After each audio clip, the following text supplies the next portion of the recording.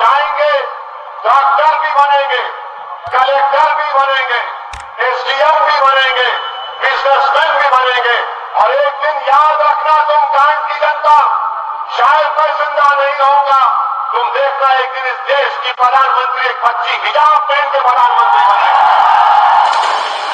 कर्नाटक हिजाब मामले में एआईएमआईएम नेता और हैदराबाद सांसद असदुद्दीन ओवैसी का ये बयान काफी मायने रखता है।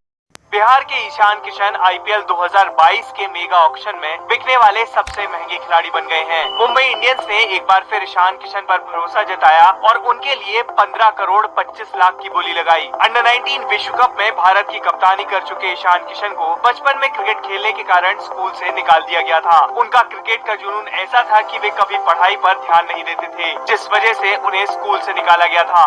लेकिन आज यही बच्चा क्रिकेट की दुनिया में बिहार और अपने स्कूल का नाम रोशन कर रहा है। ईशान एक बेहतरीन विकेटकीपर बल्लेबाज हैं। वे झारखंड की ओर से रणजी खेलते हैं। ईशान की इस उपलब्धि से उनके माता पिता बेहद खुश हैं। उन्हें भरोसा है कि टीम ने जिस तरह से ईशान का साथ दिया है, ईशान उन्हें कभी निराश नहीं करेंगे। एक देश एक राशन कार्ड के बाद अब स्कूल कॉलेजों में एक देश एक ड्रेस कोड की मांग उठने लगी है। इसको लेकर लॉ स्टूडेंट निखिल उपाध्याय ने सुप्रीम कोर्ट में जनहित याचिका दायर की है, जिसमें ड्रेस कोड को समानता और लोकतांत्रिक मूल्य को बढ़ावा देने के लिए जरूरी बताया है। याचिकाकर्ता ने कहा है कि स्कूल कॉलेजों में जातिवाद, सांप्रदायिकता, कट्टरता और अलगाववाद का खतरा कम करने के लिए कॉमन ड्रेस कोड लागू करना जरूरी है। इसके साथ ही केंद्र से एक समिति का गठन करने की भी मांग की गई है, जो छात्रों में एकता को बढ़ावा देने का काम करे।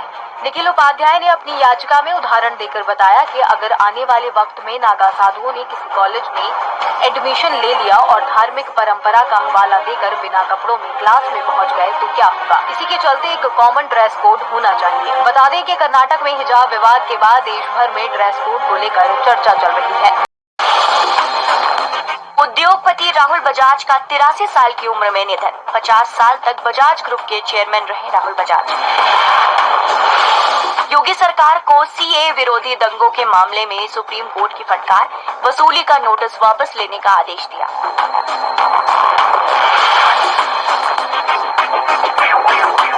उत्तर प्रदेश, उत्तराखंड और गोवा में 14 फरवरी को होने वाले मतदान के लिए चुनाव प्रचार आज थम जाएगा। हमारे किसान भाई जानते होंगे, उन्हें वादा किया था कि किसानों की आय दोगुनी हो जाएगी। जहां जहां हम गए हैं, किसानों से पूछा है कि बताओ किसान भाइयों, आपकी आय दोगुनी हो गई कि नहीं हो गई। ये किसानों के बेटे हैं, बताओ आय दोगुनी हो गई कि नहीं हो गई। यही बीजेपी ने कहा था कि नहीं कहा था। समाजवादी पार्टी ने तय किया है कि किसानों के याद में किसान स्मारक के साथ साथ जिन किसानों के परिवारों की जान गई है, किसानों की जान गई है, उन परिवारों को 25 लाख रुपए से मदद करने का काम समाजवादी सरकार में होगा।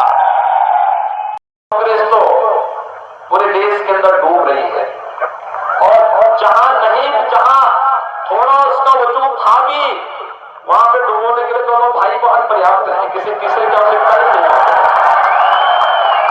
मैं अपने भाई के लिए अपनी जान दे दूंगी और मेरा भाई भी मेरे लिए अपनी जान दे देगा, तो विवाद कौन सा। योगी जी के मन में विवाद है, लगता है भाजपा में जो विवाद है उसकी वजह से कह रहे हैं, जो उनके बीच और मोदी जी और अमित शाह जी के बीच में विवाद चल रहा है।